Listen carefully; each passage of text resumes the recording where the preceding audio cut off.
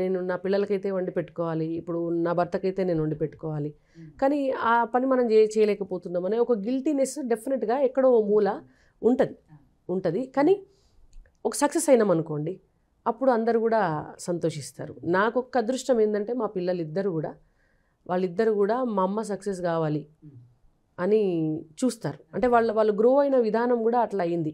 మొన్న కూడా నా కొడుక్కి నేను పోయేటప్పుడు, వాడు చిన్నోడు, పాప డెహ్రాడూన్లో ఉంది, తను ఇక్కడ లేదు. సో వాడు ఒక్కడే ఉండాలి, అంటే తను ఉంటారు కానీ పిల్లలైతే మిస్ అవుతారు కదా, వాడు ఒక్కడే ఉన్న ఫీలింగ్ వస్తుంది కదా తనకి. వానికి చెప్పిన నేను ఒక నెల రోజులు రాను నాన్న, నేను ఎలక్షన్ క్యాంపెయినింగ్కి వెళ్తున్నాను అన్నప్పుడు, నో ప్రాబ్లం మమ్మీ, నీకు వేరే ఆప్షన్ లేదు, నువ్వు కష్టపడి గెలిచిరా, నా బర్త్డే కూడా నువ్వు రాకపోయినా పర్వాలేదు అని చెప్పి పంపించాడు. వాడు మధ్యలో కూడా రాలేదు, ఒక్కరోజు కూడా వాడు రాలేదు. పాప హాలిడేస్కి ఇక్కడికి వచ్చి పండగకి పాప వచ్చింది, తను వచ్చిండు ఒక 2 సార్లు, కానీ మధ్యలో నా కొడుకు కూడా రాలేదు. సో అంటే అడ్జస్ట్ చేసుకుంటారు, అర్థం చేసుకుంటారు.